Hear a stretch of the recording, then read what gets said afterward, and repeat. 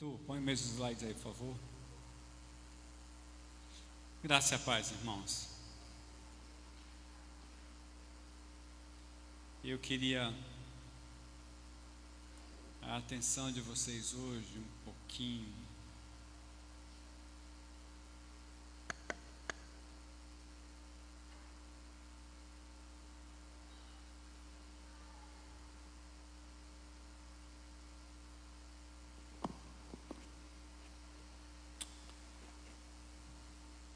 Só para que a gente fale um pouquinho sobre 1 Coríntios capítulo 11, nos versos 2 a 12.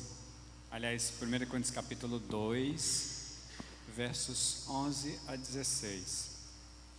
1 Coríntios 2, 11 a 16. Há uns dias eu venho falando sobre quem são os que estão em Cristo, né? Na realidade, estou falando sobre os discípulos. Eu já trouxe isso aqui uma vez e quero trazer novamente.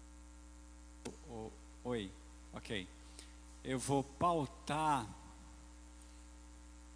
Obrigado, Paula.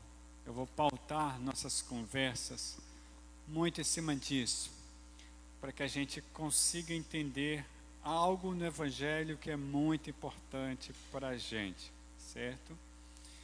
Então, por isso eu trouxe os slides. E eu, assim, talvez daqui para frente eu venha com slides. Então, estou falando hoje sobre a mente de Cristo na experiência pessoal do discípulo ou da discípula, né? No dia a dia. Essa questão de da discípulo, discípula, eu estou colocando mais como respeito, para que todos entendam do que eu estou falando, certo? A Bíblia, ela trata no masculino, certo? Mas quando ela fala do masculino, ela está falando para todos, ok? Então vocês vão ver aí mais ou menos eu trazendo isso, mas é mais como respeito a vocês.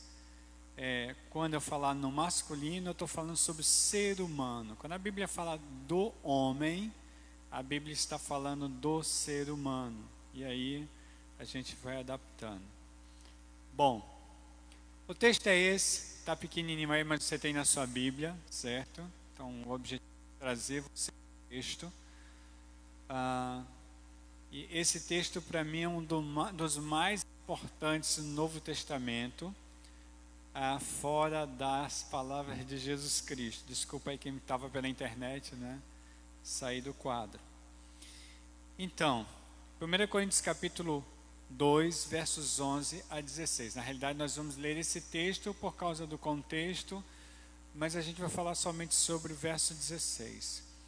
Pois quem conhece os pensamentos do homem, a não ser o espírito do homem que nele está? Da mesma forma, ninguém conhece os pensamentos de Deus, a não ser o Espírito de Deus.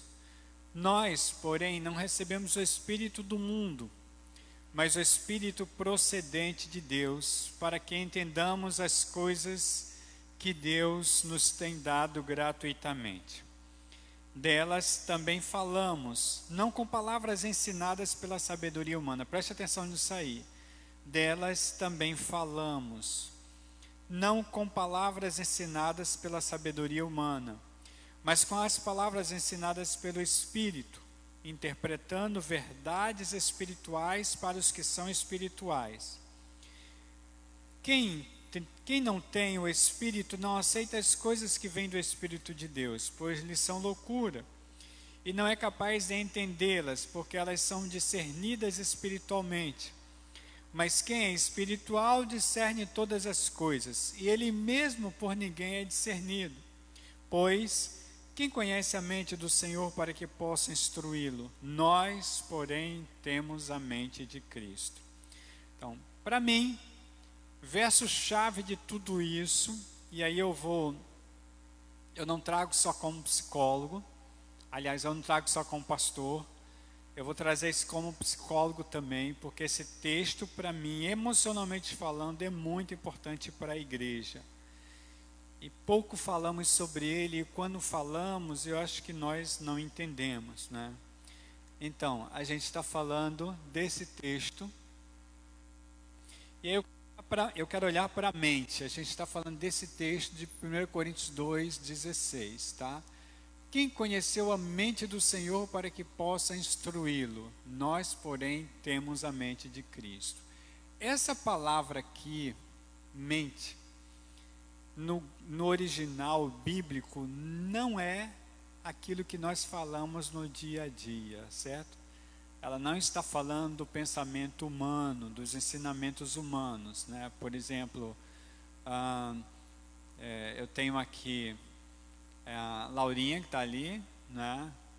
E que está fazendo que ano, Laurinha? Terceiro do ensino médio. Laurinha está fazendo terceiro do ensino médio, se preparando para o Enem. Logo, logo nós teremos mais uma universitária na igreja, né? Laurinha vai para o colégio e aprende com os professores no colégio, certo? E o que ela aprende é colocada na mente dela. Não é disso aqui que a gente está falando, certo? Eu estou lá no meu mestrado, né? E o que eu estou aprendendo dos professores é colocado aqui, ó. Todo o meu raciocínio em sala de aula, conversando com os professores, quando eu paro para falar sobre minha pesquisa, pensar na dissertação, eu estou usando isso aqui. Não é isso aqui. Mente no grego é uma palavra que a gente precisa aprender, porque senão a gente não vai entender o que o apóstolo Paulo quer dizer. E lógico, eu estou pensando aqui naquela interrogação que eu joguei para vocês lá no início, que 23 pessoas responderam, né? Que eu já listei o que essas 23 pessoas responderam, e eu estou dando um tempo para que a gente tenha mais.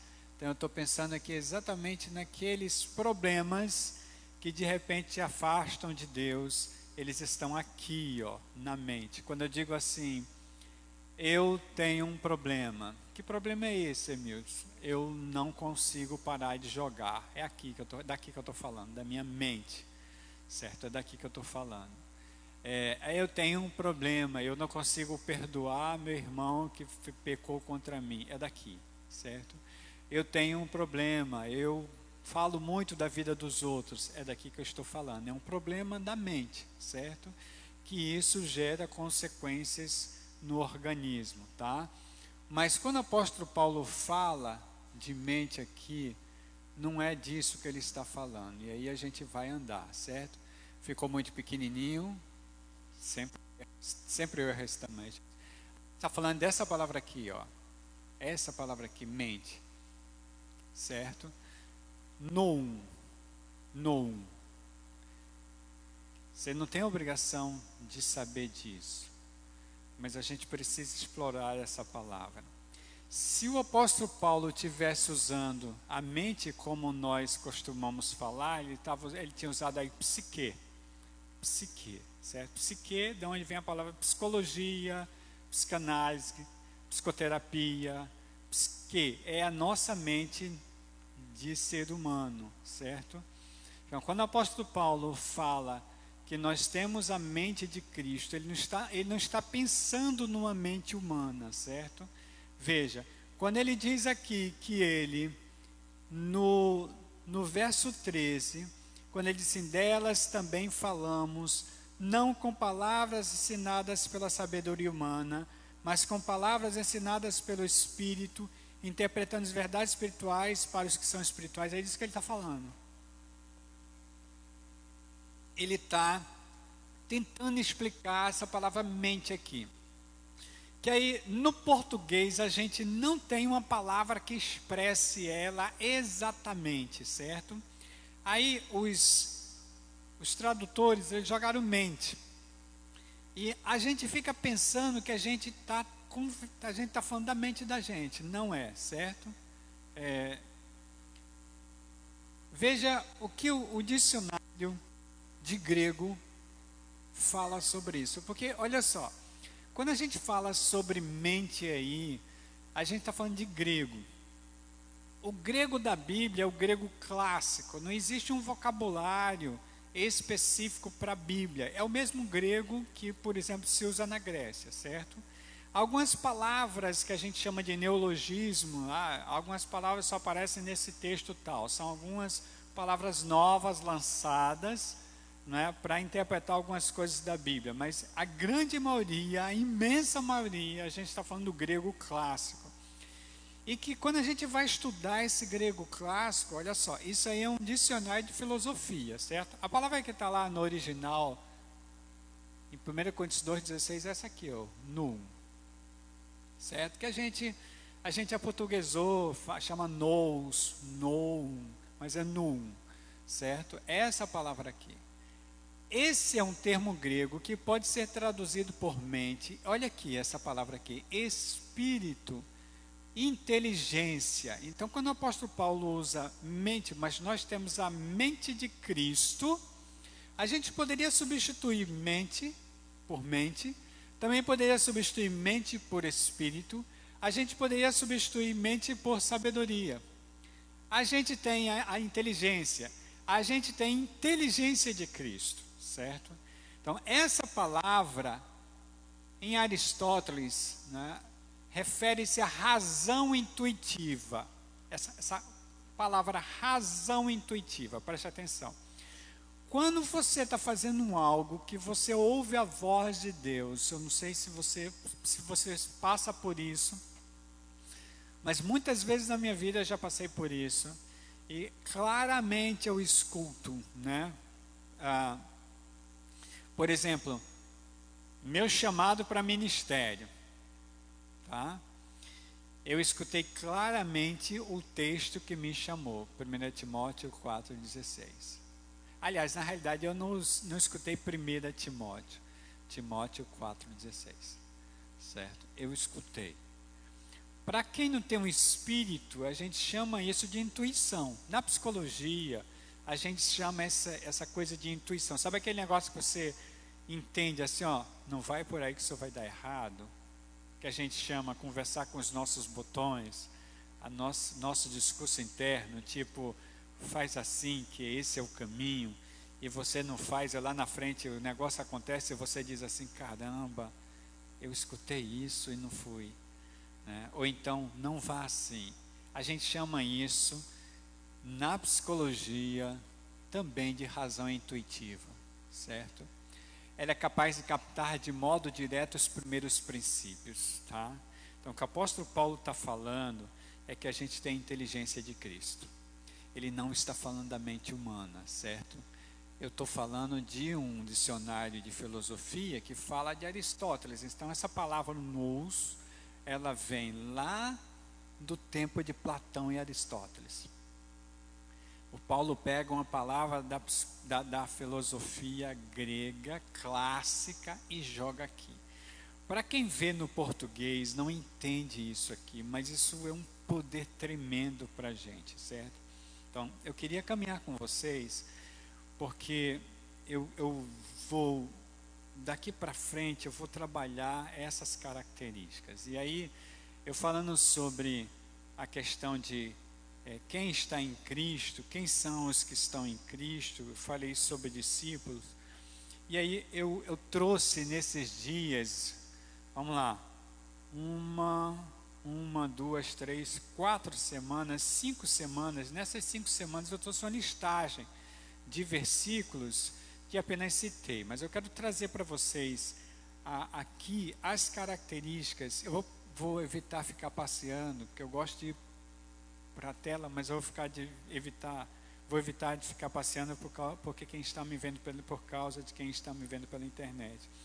Mas eu quero trazer, né, essas características nós vimos nesses dias, nessas 5 semanas, certo? E que a gente pode trabalhar. Quem são os discípulas de Cristo, certo? Quando a gente olha para os problemas da gente, aí eu estou falando dos meus também. Quando eu olho para o meu espelho e vejo as minhas fraquezas, porque eu as tenho. Quando eu olho para dentro do espelho, eu olho para os meus medos, porque eu os tenho. Eu caminho exatamente por esse caminho que eu estou dando para vocês, certo? Quando eu olho para o meu espelho e que a minha imagem corporal não está batendo com aquilo que eu pensei que deveria ser, eu caminho com os meus olhos no discipulado com Cristo Jesus, certo? E quando eu olho no meu espelho e lembro que tem alguém que, sei lá, está montando alguma coisa contra mim, que está falando mal de mim, que está maldizendo em meu nome, e que eu tenho vontade de tomar algumas atitudes que não deveriam, eu corro para quem é o discípulo Hamilton. Então eu queria, lógico, a gente não vai. Eu explorei esses textos com vocês nessas 5 semanas, aqui eu estou citando só, certo? Quem é o discípulo, a discípula? Essas características. Reconhece o mestre como Messias, certo? Quando você caminha com Cristo, você entende João 12, veio para os que eram seus, mas os seus não o quiseram. E aí, os que receberam ele pela fé foram feitos filhos de Deus, certo? Então, de repente, as pessoas estão juntos a Jesus, e o discurso dele é pesado, e as pessoas começam a dizer, o teu discurso é muito pesado, a gente está indo embora. Ele olha para os discípulos e diz, vocês não querem ir também?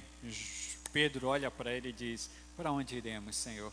Só tu tens as palavras da vida eterna. Então, esse discípulo, essa discípula reconhece o mestre como Messias. E lógico, a partir do momento que reconhece o mestre como Messias, guarda isso aqui, está livre de todas as condenações. Nenhuma condenação há para os que estão em Cristo Jesus. Nenhuma, certo? Então, quando Emilson olha no espelho e vê a situação no caos, Emilson olha para ele e diz assim, ó, a palavra diz que nenhuma condenação há sobre você. Continua caminhando, né? Olha só, reconhece o mestre como Messias, está livre de todas as condenações, e aí se torna um seguidor, uma seguidora de Jesus, ou seja, um discípulo, uma discípula. A palavra discípulo quer dizer aprendiz, né? A gente poderia dizer seguidor mesmo, tá? É por isso que Jesus disse, se você quiser me seguir, ou se você quiser ser meu discípulo, tome a sua cruz diariamente, negue-se a si mesmo e siga-me. É isso que ele está querendo dizer, certo?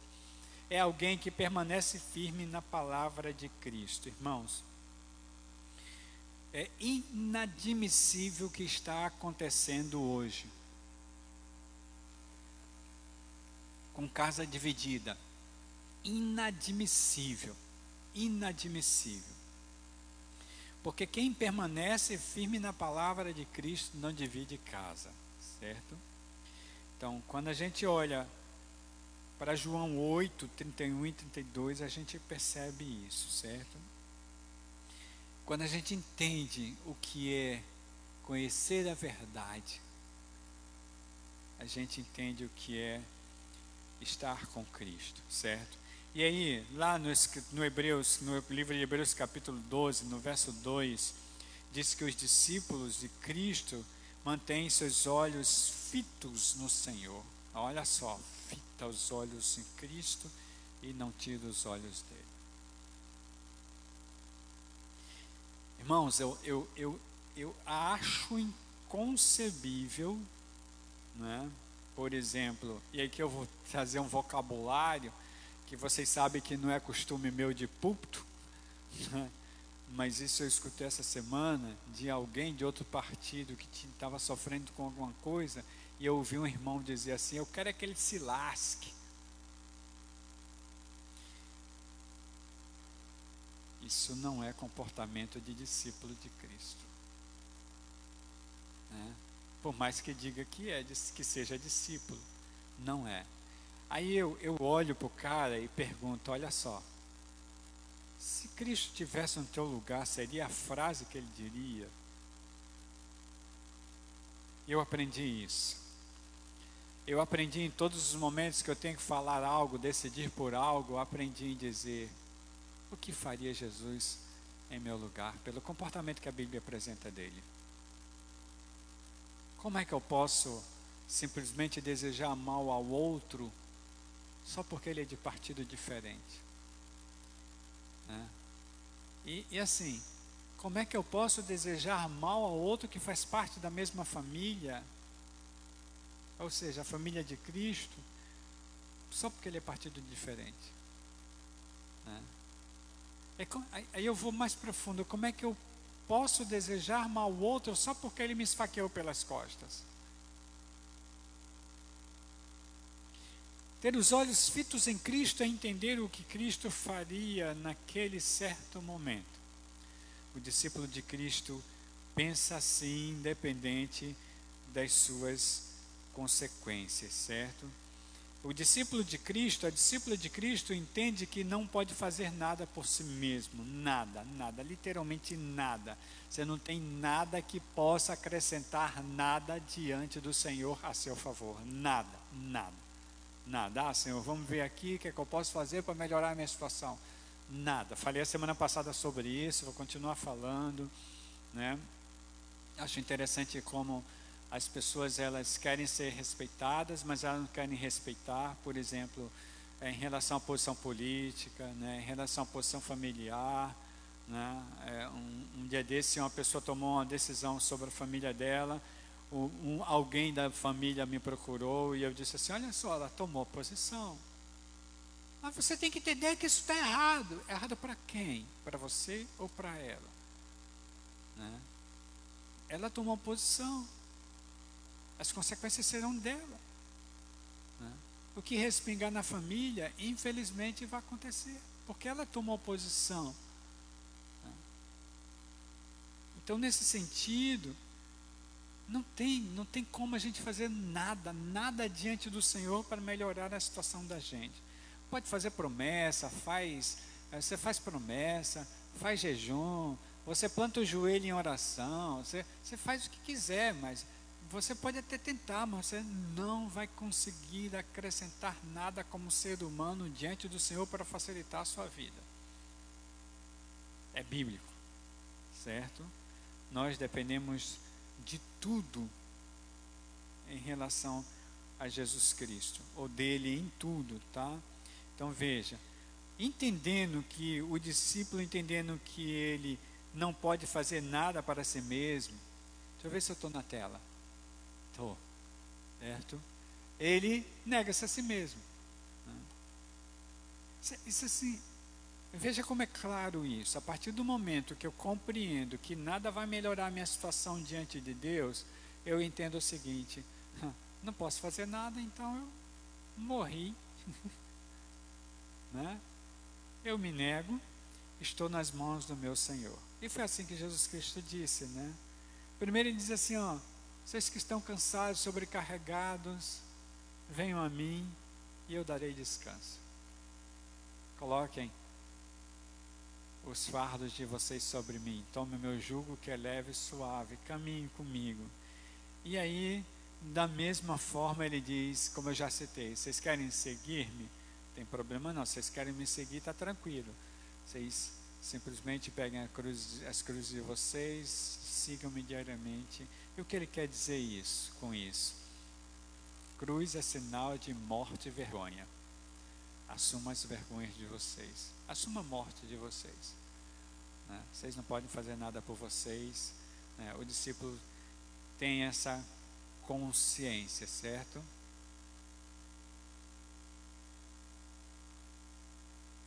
Travou?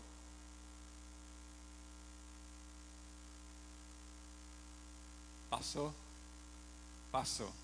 Então, a partir do momento que tem a consciência, ou seja, que se nega, ele abre mão de sua vida, tá? Então, e aí eu quero citar Romanos 12:1, né? O apóstolo Paulo diz: eu peço a vocês encarecidamente que coloquem os corpos como sacrifício vivo, santo e agradável ao Senhor. Esse é o culto racional, tá? Já que vocês não conseguem dar conta de vocês mesmos, né? Foi embora, né, Arthur? Volta assim que puder, certo? Já que vocês não conseguem dar conta de vocês mesmos, então coloquem os corpos de vocês como sacrifício vivo, certo? O próximo passo é fundamentar toda a sua vida em Jesus Cristo, tá? Fundamente toda a sua vida em Jesus Cristo. E aí Jesus Cristo diz claramente que aquele quem coloca a casa plantada na rocha, pode vir tempestades, problemas, maremoto, né, terremoto, pode vir o que vier, está plantada na rocha, está garantido, certo?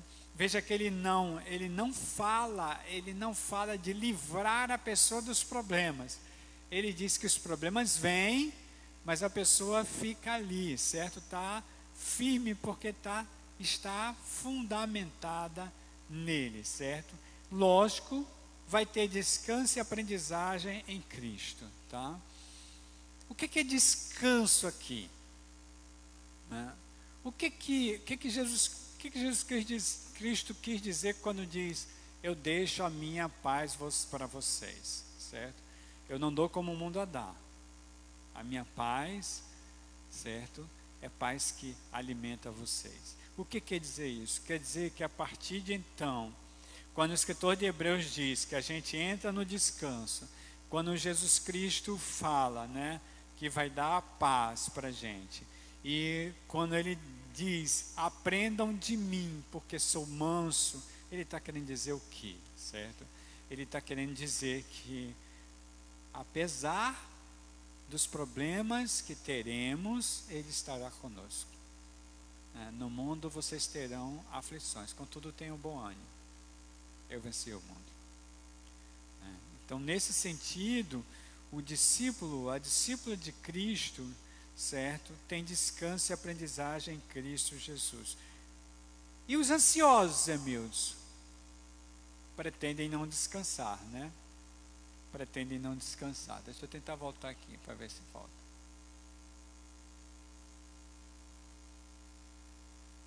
Zebrou aqui, né?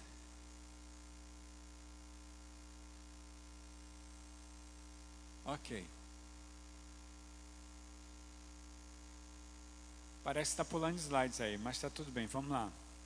Então vejam, os ansiosos não descansam, certo? Quando eu falo de ansiedade, não falo daquela ansiedade natural, porque a ansiedade é inerente ao ser humano. Eu falo da ansiedade perturbadora. Sabe daquela ansiedade que você sente dor no peito, na caixa torácica, não consegue se livrar da caixa torácica, a gastura no estômago, aquela coisa que te dá fome sempre, a fome emocional, né?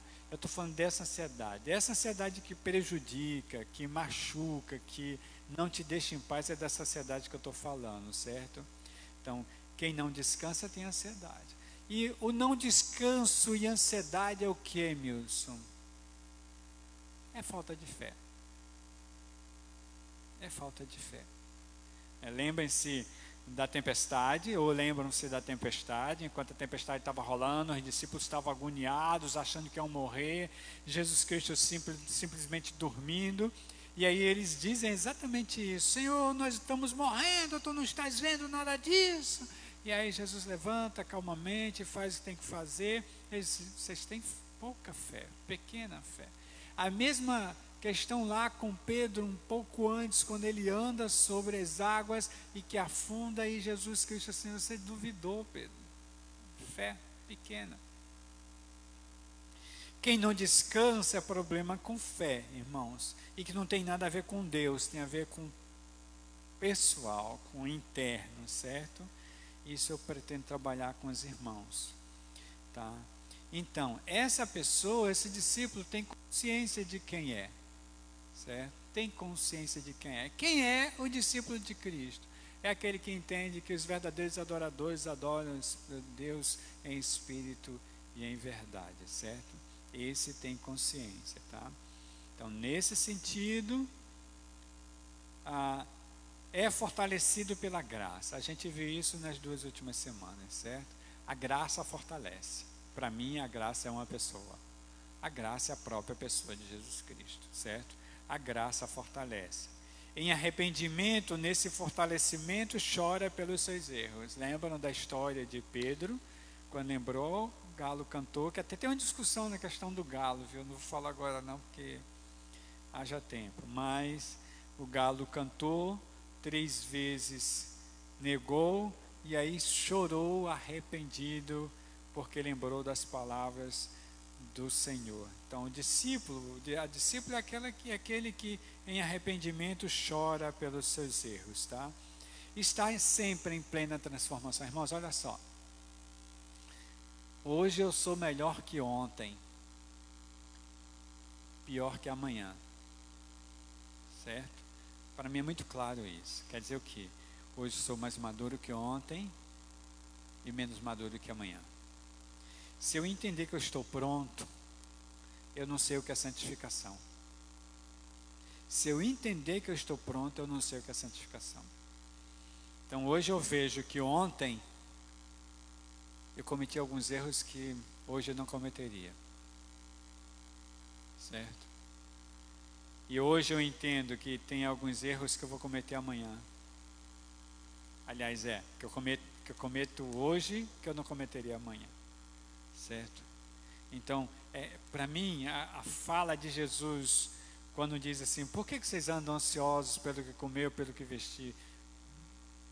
Não se preocupem com isso. Isso é coisa para pagão. E quando eu falo pagão, não estou falando, isso é coisa para quem não é crente, para quem não é católico, não é disso que eu estou falando, não. Isso é coisa para quem não tem fé em Deus. É disso que Jesus Cristo está falando. Certo? Isso é coisa para pagão. Certo? Vocês têm que entender que o Pai de vocês sabe o que vocês precisam. É isso que ele está falando. E ele diz assim, não se preocupe com o dia de amanhã, porque basta o mal do amanhã. Basta cada dia o seu mal. Né? Então, para mim é muito claro que eu estou em construção diária, certo? Em construção diária, sempre em plena transformação. Sabe aquela plaquinha de em construção? Sempre eu carrego uma plaquinha daquela do meu lado, certo? Sempre, tá? Lógico, se eu estou sempre em plena transformação, eu entendo que a minha vida é pautada na verdade e na liberdade. Conhecereis a verdade vos libertará. Meu Deus. A verdade aqui é Jesus Cristo. Porque passar disso é mentira de homem. Certo? Eu tenho uma brincadeira que eu faço com alguns que brincam comigo no Salmo 23, verso 1. Acho que grande parte de vocês já passaram por essa brincadeira aqui comigo. Quando o pessoal brinca comigo dizendo, o Senhor é o meu pastor, nada me faltará. Aí eu digo, se depender de mim, vai faltar tudo para você. Se depender de mim, vai faltar tudo para você. Porque eu sou ser humano. O Davi está falando de Deus. Né? E eu não posso alimentar na mente dos outros que eu sou tudo para elas. Jamais farei isso. Né? É lógico que é uma brincadeira, porque quem caminha comigo sabe que quando eu posso, eu estou lá. Tá? Mas as pessoas precisam entender isso, certo? Quando a Bíblia fala, conhecereis a verdade vos libertará, a Bíblia está falando só de Jesus, somente de Jesus e da palavra de Deus, somente de Jesus e da sua palavra, certo? Então, a gente precisa entender isso, certo? Eu estou sempre em plena transformação e a minha vida deve ser pautada pela verdade e liberdade. Eu tenho liberdade do que quiser na minha vida, irmãos, do que quiser. O que passar disso é uma palavra que a gente usa tanto hoje que agora esqueci. Mas vejam, tudo me é lícito, mas nem tudo me convém. Então o que o Paulo está dizendo é, você pode fazer tudo o que você quiser. Contudo, você deve entender que nem tudo convém para você fazer. Né? Isso é a liberdade que Deus me dá. Ele me dá a liberdade até de dizer não para Ele. Né? Que história é essa, amigos? Adão fez isso. E tantos outros, né? Tantos outros. Mas tem as suas consequências. Lógico, a gente está falando de consequências, mas ele me deu a liberdade. certo? Então vejam, eu vivo numa vida pautada na verdade e na liberdade. E a minha vida é pautada por poder, amor e equilíbrio. O apóstolo Paulo diz a Timóteo, olha só, Deus não nos deu espírito de covardia, de medo. A palavra ali é mais ou menos como medo, certo? Aí ele diz assim, Deus te deu espírito de poder, certo? Eu vivo pautado no poder, no amor e no equilíbrio, resguardado pela liberdade na verdade, certo? Então, isso aqui, se eu soubesse só isso, para mim bastava, irmãos, entendeu? Então, nesse sentido, eu tenho a consciência de ser transmissor da vida de Jesus em testemunho, certo? Então, vejam, se eu vivo uma vida dessa que eu estou citando até aqui, as pessoas vão olhar para mim e vão dizer, caramba, você é diferente. Você é diferente, veja. Eu olhei para você quando você levou a facada nas costas lá do fulano, e você perdoou, abençoou ele, e tudo tranquilo. Né? Eu olhei para você quando estava falando mal de você, e você simplesmente abençoou. Eu olhei para você quando racharam a sua casa, você foi um instrumento de transformação. Eu olhei para você quando tentaram dar um bote lá no trabalho do fulano de tal, você não foi de acordo. Eu vi que você é diferente. Eu quero saber o que está havendo com a sua vida que você age assim.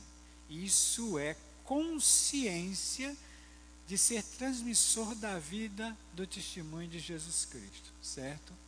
Então, nesse sentido, eu também tenho consciência de minhas batalhas. Eu entendo claramente que minha luta não é contra pessoas, não é contra carne e sangue, né? Não é contra os meus irmãos, não é contra aqueles que eu não conheço, não é contra aqueles que falam mal de mim, das pessoas que me assaltam, né? Se eu entender claramente que o apóstolo Paulo diz que a minha luta não é contra carne nem sangue, ou seja, não é contra pessoas, eu vou entender claramente o que é ser transmissor de vida, certo? Então, nesse sentido, eu preciso entender todas essas coisas. Logicamente, eu sou fortalecido pela graça, arrependimento chora pelos erros. Tenta passar aí, deixa eu ver.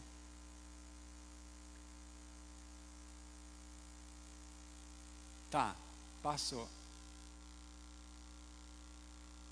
Então, e aí, lógico, entendendo tudo isso, eu entendo que tenho um chamado, certo? Quando Jesus olha para os seus discípulos e diz assim, me sigam, os fareis pescadores de homens. Quando Jesus Cristo está falando isso, ele está falando assim, eu farei de vocês pescadores de pessoas, seres humanos, é isso que ele está querendo dizer, certo? O discípulo de Cristo, a discípula de Cristo tem a consciência de um chamado para pescar pessoas. Que pescaria é essa? É exatamente do ponto acima. Porque eu tenho a consciência de ser um transmissor de vida, que eu entendo claramente que eu tenho um chamado para trazer pessoas para o reino. Isso é muito claro para mim. Isso é muito claro para mim. Certo? Ai, meu, eu só não tenho essa clareza, porque para mim, eu preciso me alimentar e estar na igreja no domingo, recebendo a mensagem, depois eu volto para a minha vida diária e a vida continua. Eu entendo que você precisa pensar, né, para ver o que Cristo quer realmente da sua vida. E a gente cai naquele desenho que eu trouxe para vocês, né? O discípulo está aqui, ó. Anda conforme o vento do Espírito, certo? E aí, quando é que eu passo a ser discípulo, Amildson? Na hora que se converte. Alguém conceituou o discipulado como naquela época era chamado mendigo, né? Um mendigo dividindo a sua última lasca de pão com outro mendigo. Pronto, é isso que é discipulado, certo? Eu me converti há um dia, você já está pronto para dizer, o que Jesus Cristo fez por você. Tá? Então, nesse sentido, quando Jesus diz assim, ó, vocês receberão poder quando o Espírito Santo descer sobre vocês, e vocês serão minhas testemunhas em Jerusalém, toda a Judéia, Samaria, até os confins da terra. Ele estava usando esse texto, lógico, essa fala, para os seus discípulos. Ele está falando para o mundo da época, lógico. O que é ser minha testemunha? Você vai pregar a palavra. O que quer dizer pregar a palavra? É decorar versículo bíblico e falar? Não, ele está falando de vida. Ele está falando de vida. Vocês vão caminhar falando do que eu fiz por vocês. Pronto, aí diz que ele está falando, certo? Então você está pronto para caminhar com outro alguém, ajudando outro alguém, a partir do momento que nasce, né? Porque veja o que o apóstolo Paulo fala em Romanos capítulo 8, nos versos 8 e 9. Quem é dominado pela carne não pode agradar a Deus. Entretanto, vocês não estão sob o domínio da carne, mas do Espírito. Ele continua, se de fato o Espírito de Deus habita em vocês. E se alguém não tem o Espírito de Cristo, não pertence a Cristo. Ou seja, a partir do momento que você diz sim a Jesus, você recebe o Espírito dele, e aí você passa a ser parte da família dele, e você já está pronto para trabalhar com pessoas. Eu queria trazer um exercício rápido com vocês, certo? Qual é o objetivo do Senhor para com os discípulos e as discípulas de Cristo? E lógico, a gente está aqui nesse texto que eu falei com vocês, certo? Lógico. Então vejam, eu vou pegar Romanos capítulo 8, eu vou trazer um texto de Romanos capítulo 8, se você quiser acompanhar na sua Bíblia, pode acompanhar, a gente vai ver Romanos 8, 27 a 37. Rápido, eu quero fazer isso, porque eu tenho feito isso, não é só resumo aqui, é só conclusão também, eu quero fazer isso talvez em 10 minutos. Veja o texto bíblico. Aquele que sonda os corações conhece a intenção do Espírito, porque o Espírito intercede pelos santos de acordo com a vontade de Deus. Olha só, não peça nada a Deus que não esteja de acordo com a vontade dele. Ele não vai dar. Ele não vai dar, certo? Por exemplo, hoje nós estamos escolhendo o presidente do Brasil. Nós temos milhões querendo o Bolsonaro, milhões querendo o Lula, certo? Então, tudo indica que metade, essa eleição vai ser pau a pau. Está apertado com empate técnico, certo? E aí eu vou trazer para os crentes, que a gente está falando para crente, certo? A gente tem milhões de crentes querendo Bolsonaro, a gente tem milhões de crentes querendo Lula, tem sim, certo? Então veja, quem vai vencer? Só Deus sabe. Milhões acham que o melhor para o Brasil é Bolsonaro, milhões acham que para o Brasil o melhor é Lula, e no empate técnico, certo? Qual é a vontade de Deus? Essa é a grande questão. Eu não diria qual é a vontade, mas o que Deus vai permitir para o Brasil, né? Então eu estava dizendo um pouco antes de sair de casa, daqui a umas horas muitos estarão chorando desesperados, muitos comemorando, né? Mas olha só, a gente está dividido, né? De acordo com a vontade de Deus. Milhões acham que a vontade de Deus é Bolsonaro. Milhões acham que a vontade de Deus é Lula. Ele vai permitir quem ele quiser e está acabado, né? A gente falou sobre isso a semana passada. Mas o que eu quero dizer para você é exatamente isso. Tudo acontece na sua vida de acordo com a vontade de Deus e não de acordo com a sua vontade, certo? Então veja, se você é dele, tudo é de acordo com a vontade dele. Aí o apóstolo Paulo continua, sabemos que Deus age em todas as coisas para o bem daqueles que o amam. Quem são os que o amam? A gente cantou hoje. Os que o amam são os que fazem a vontade dele. Ah, Jesus, eu te amo muito. Aí fica chorando, fala em línguas, profetiza. Ah, Jesus, eu te amo muito. Se não fizer a vontade de Deus, sinto muito. O que o Senhor fala é assim, esse povo me adora somente com os lábios, mas seu coração está muito longe de mim. Então olha só, Deus trabalha a favor dos que o amam. E os que o amam são aqueles que fazem a sua vontade. Está aqui, ó. Certo? Dos que foram chamados de acordo com o seu propósito. Certo? Se eu estou de acordo com o propósito de Deus, eu o amo e faço a vontade dele. Certo? Agora preste atenção no que está grifado aqui. Pois aqueles que de antemão conheceu, também os predestinou para serem conforme a imagem de seu Filho, a fim de que, tem um objetivo aqui, ó, a fim de que ele seja o primogênito entre muitos irmãos. Então, o que você acha desse texto aqui? Né? E lógico, não vamos debater, né, porque eu estou falando, mas pense aí no seu lugar. O que você acha desse texto aqui, certo? Preste atenção que o apóstolo Paulo, quando ele fala, nós temos a mente de Cristo, ele quer que a gente entenda isso aqui, certo? Isso aqui não se entende pela razão, é pela fé, certo? Então vamos lá. Aí a gente vai lá para 31 a 33, certo? Pulei o 30, 31 a 33. Que diremos, pois, diante dessas coisas? Se Deus é por nós, quem será contra nós? A gente está falando aqui de um Paulo massacrado, de um Paulo perseguido, e eu quero que vocês entendam a história do apóstolo Paulo, certo? Quem é o Paulo? O adorado Paulo, o venerado Paulo, né? O perseguido Paulo, é o cara que é marginal, que foi marginal. O Paulo foi marginal, né? Sabe, o Paulo, perseguidor do povo de Deus, sabe, o Paulo que matou muito em nome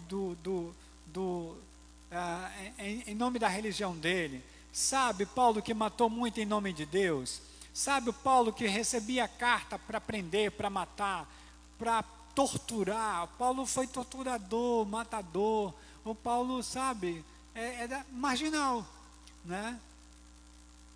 Pense no marginal, no presídio do Roger, sabe? Perseguidor, o cara que matava muito.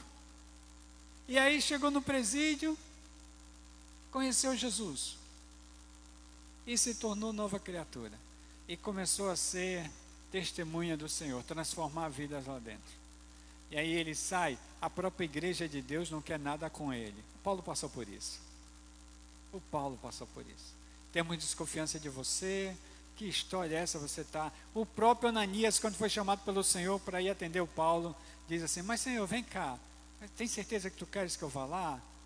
O Paulo é aquele cara que está matando a gente, está perseguindo a gente. Aí aí Deus olha para Ananias e diz, vai lá Ananias, porque eu vou mostrar a Paulo quanto vale servir pelo meu nome. Aliás, sofrer pelo meu nome.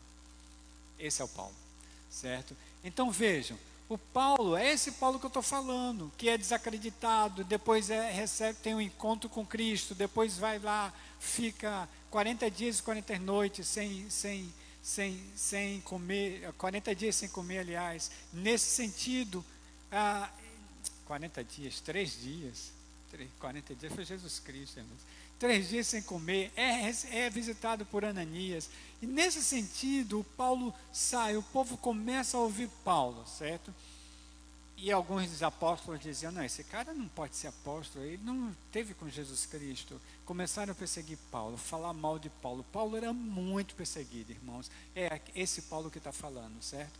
Aquele que não poupou o seu próprio filho, mas o entregou por todos nós, como não nos dará juntamente com ele e de graça todas essas coisas? Preste atenção nesse versículo que está em amarelo aí. O que que o apóstolo Paulo está falando? Olha para esse versículo. O que ele está dizendo para você é que nem mesmo os julgamentos que você faz contra você, nem mesmo as condenações que você traz sobre você, nem mesmo a autoestima baixa que você tem sobre você, nem mesmo as palavras de maldição que jogaram sobre você, nada tem efeito sobre você, porque elas já foram na cruz, de graça, o que o Paulo está falando é isso.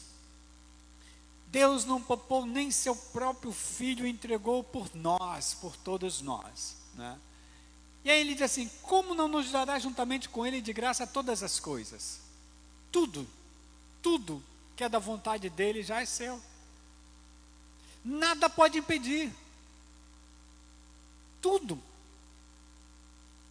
O que o Paulo perseguido estava dizendo ali é: olha só, vocês estão falando mal de mim, estão me perseguindo, vocês estão me amaldiçoando, mas eu tenho certeza, nada cai sobre mim. É disso que ele está falando. Quem fará alguma acusação contra os escolhidos de Deus? É Deus quem os justifica. Você sente culpa por algo? Já foi justificado. Por mais que você não queira se perdoar, Deus já te perdoou. É isso que o apóstolo Paulo está falando. E eu não vou aprofundar, porque eu já aprofundei isso algumas vezes, certo? E aí ele diz, tem alguma coisa que nos separe do amor de Cristo? Veja que tudo que ele cita aí, ele não diz que não vai acontecer. Ele não diz isso. Você está sendo livre da tribulação, da angústia, da perseguição, da fome, da nudez. Ele não diz nada disso. O que ele está dizendo é: o que pode te separar do amor de Deus, que está em Jesus Cristo? Aí ele traz a listagem que ele estava passando, certo? Tribulação, angústia, perseguição, fome, nudez, perigo, espada. E aí ele diz, como está escrito: por amor de ti enfrentamos a morte todos os dias. Somos considerados como ovelhas destinadas ao matadouro. Olha só. Mas em todas essas coisas somos mais que vencedores por meio daquele que nos amou. O que ele está dizendo é: vocês não vão ter nada disso. Não é isso que ele está dizendo. Ele está dizendo assim: vocês podem até passar por tudo isso, mas vocês são vencedores diante de tudo isso. Pode vir uma perseguição à igreja de Deus no Brasil? Pode. Quem vai perseguir? Sei lá. Pode vir. Basta a igreja viver como ela deve viver, assim. E aí vem perseguição. Mas olha só, somos mais que vencedores em tudo isso. Por meio de quem? De Cristo que nos amou. É o que ele está dizendo, certo? Eu quero concluir. Amanhã eu acho que eu vou botar no grupo esses slides, certo? Para que vocês lembrem bem, porque eu vou bater agora na mente nova, certo? Então assim, Romanos 8, 38 e 39, o apóstolo Paulo diz, estou convencido de que nem morte, nem vida, nem anjos, nem demônios, nem presente, nem futuro, nem qualquer poder, nem altura, nem profundidade, nem qualquer outra coisa que exista na criação será capaz de nos separar do amor de Deus que está em Cristo Jesus nosso Senhor. Nada pode me separar do amor de Deus. Nada. Eu estou falando do Paulo, marginalizado, convertido, perseguido, envergonhado, angustiado, sofrido. Ele tem a clara visão de que nada pode separar ele do amor de Deus, que está em Cristo. Mas lógico, quando a gente volta para Romanos capítulo 8, verso 1, diz que os que estão em Cristo não estão condenados. Nenhuma condenação para os que estão em Cristo Jesus, se é que tem o Espírito de Cristo. Então, a gente precisa começar a compreender a palavra de Deus. E aí eu vou dizer para você, toda vez que você olhar 1 Coríntios 2,16, que tiver a palavra mente na sua frente, você lembre, primeiro, essa palavra grega é uma palavra que não tem tradução literal para o português. Seguinte, traduza mente como inteligência, como intuição de Cristo. Traduza a mente como inteligência. Toda vez que você olhar assim, mas nós temos a inteligência de Cristo. Aí você pode dizer, mas você tem a inteligência de Cristo. E essa inteligência não é inteligência humana, é a palavra do Espírito sobre você. Vamos orar? Deus, quero agradecer, quero te louvar, Senhor. quero te colocar mais uma vez o nosso país nas mãos, em tuas mãos, Senhor. Hoje é um dia muito importante para o nosso país. Tenho 57 anos e nunca vi uma eleição tão acirrada, algo tão dilacerante, tão sofrido. Famílias divididas, pessoas que não se falam mais, muitas mentiras dos dois lados. O último debate que eu vi, não vi nada que fosse plano de governo. E aqui eu quero trazer a fala de uma ouvinte que eu ouvi essa semana numa das rádios. Parecia dois meninos brigando no parque. Temos dois candidatos a presidente. Um deles será presidente por mais 4 anos. Ou por 4 anos.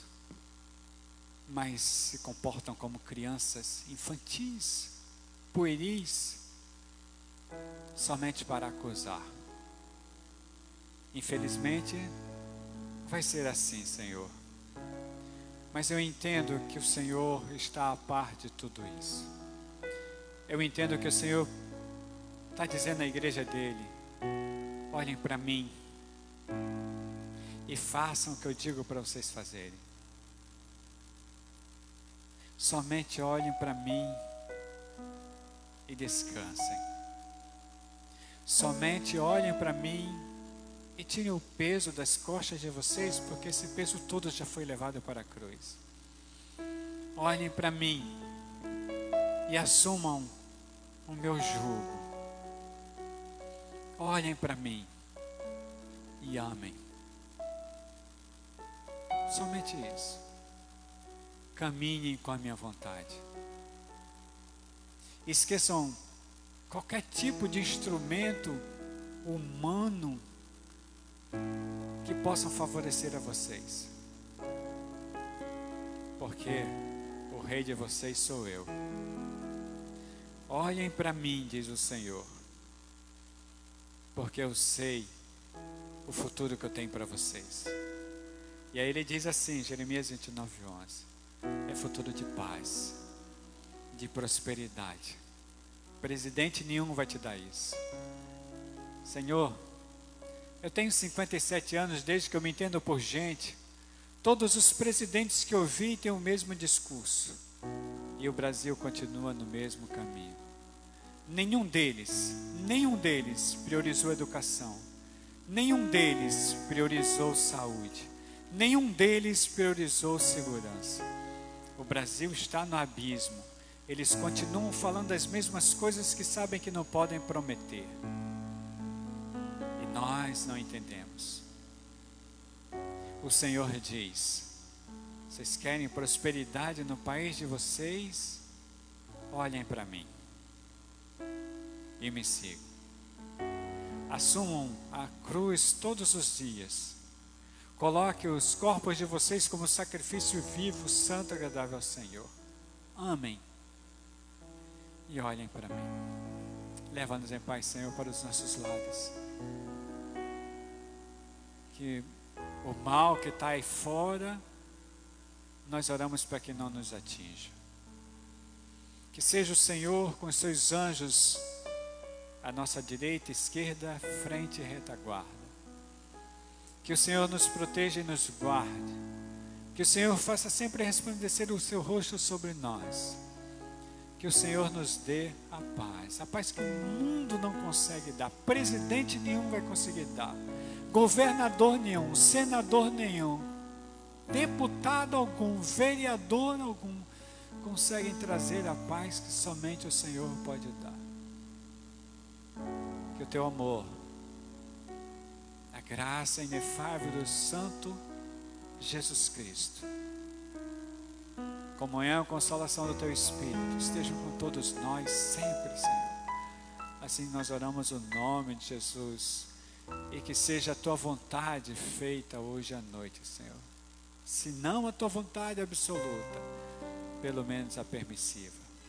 Assim eu oro no nome de Jesus. Amém. Deus abençoe vocês. Vão em paz. Descansem, vocês são do Senhor. Você que nos vê pela internet, essa é a minha oração para você também. Até semana que vem, Deus os abençoe.